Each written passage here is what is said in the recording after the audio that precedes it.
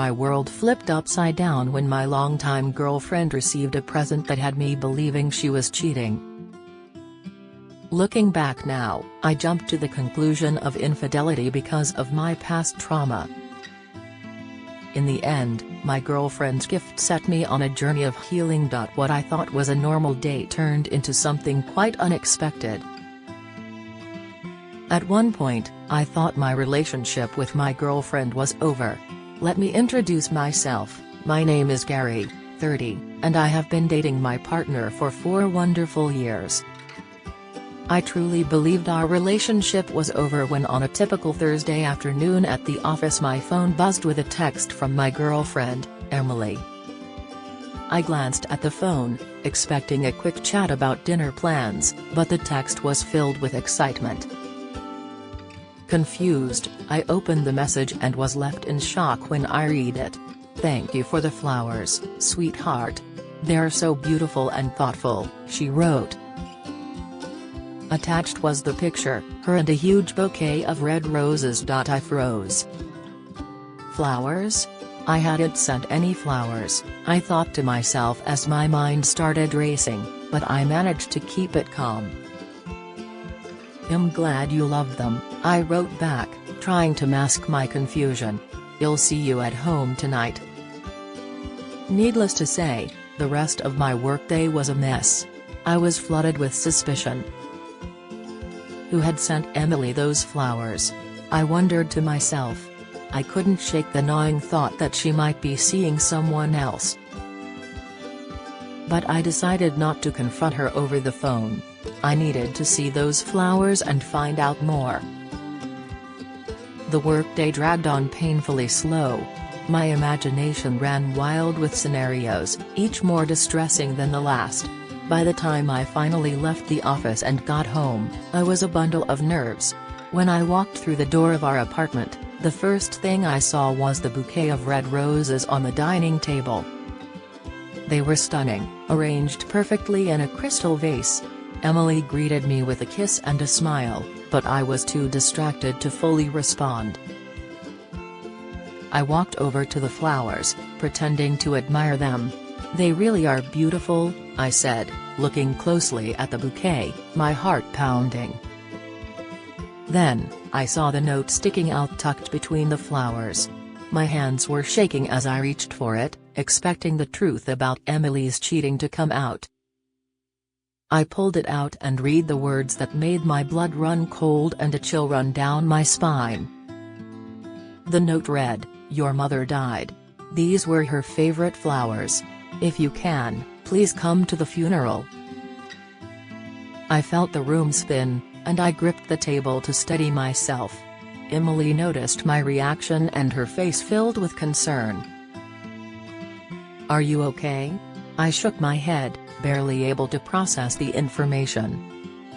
"These flowers. They're from my mother's husband. She's dead. Emily looked shocked. "I didn't know you were in touch with her," she asked softly, coming over to embrace me. "I wasn't," I said, my voice hollow. "I haven't spoken to her in years. She left my father and me for another man when I was a kid." Continuing my tale, I added, "She didn't want children, so she abandoned me." I could see how torn up Emily was to hear how I'd suffered growing up. I hadn't been willing to share my whole background with her until now. Luckily, she was as supportive as ever. The next few days were a blur of emotions. I couldn't decide if I should go to the funeral. Part of me wanted to ignore the message, to pretend it had never arrived. But another part of me felt a pull, a need to find closure. Emily was there for me through it all, though clearly confused by the sudden upheaval in my life. "Whatever you decide, I'll be here for you," she vowed. The day before the funeral, I received a phone call that changed everything. It was my father. He surprised me by saying, "I'm going to the funeral," his voice strained but resolute. I was stunned. "Dad, after everything she did to you, to us?" he sighed. I've had years to think about it, and I've realized that holding on to all that anger has only hurt me more," adding we drove to the funeral together, the car ride filled with an uneasy silence. When we arrived, I saw faces I didn't recognize, people who had become part of my mother's new life. I felt like an outsider, but having my father there made it bearable. The service was somber. As I looked at the casket, I realized how much time had been wasted in anger and resentment. My mother had made her choices, and they had hurt me deeply, but she was still my parent. After the service, I approached my mother's new husband. He looked tired and grief-stricken.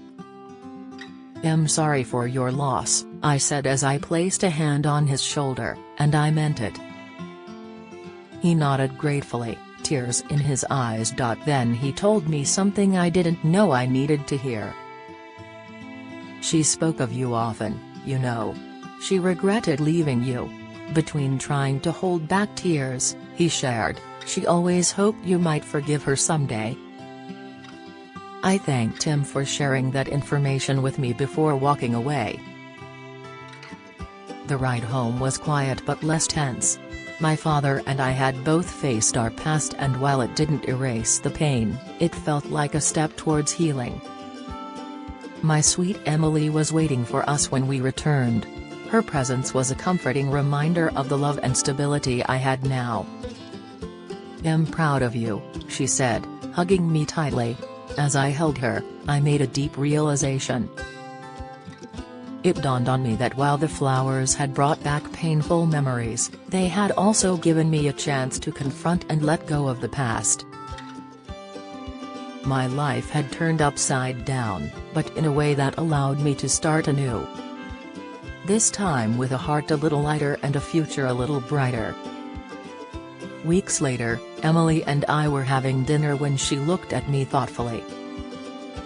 "What are you thinking about?" she asked.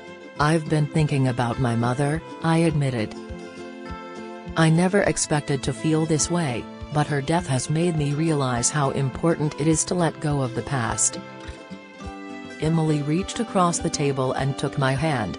"I'm here for you, whatever you need." I squeezed her hand, grateful for her support. "I know. Thank you for being here through all this." That night, as we sat together, I thought about the journey ahead. There would be more difficult moments and more painful memories to confront, but I wasn't alone. I had Emily, my father, and a renewed sense of hope. My life had changed, but had also been set on a new, promising path. A few months later, I received another unexpected message. This time, it was from one of my mother's old friends. She wanted to meet and share some memories of my mother. I hesitated, but Emily encouraged me to go. I paid $38,000 for my granddaughter's wedding only for her to elope. What she did with the money broke my heart. He met my fiancé's ex-girlfriend. "Now I want them to get back together." My 4 kids objected at my wedding. When I found out why, my heart sank. When I met with her, she handed me a box filled with letters and photos. "Your mother kept these all these years," she said. "She always hoped you would read them someday." As I read through the letters, I felt a mix of emotions. There were apologies, explanations, and expressions of love. It was overwhelming, but it also brought a sense of closure. Returning home that evening, I shared the letters with Emily. "It's strange," I said, "but I feel like I understand her a little better now." Emily hugged me. "That's important. Healing takes time, but you're doing it." Looking back, I realized that the bouquet of roses had been the catalyst for a journey I never expected to take. It had brought back painful memories but had also opened the door to healing and forgiveness. Being brought back into my mother's life even though it was in her death had also set me on a new, hopeful path. I was even finally ready to propose to Emily. This work is inspired by real events and people, but it has been fictionalized for creative purposes. Names, characters, and details have been changed to protect privacy and enhance the narrative. Any resemblance to actual persons, living or dead, or actual events is purely coincidental and not intended by the author.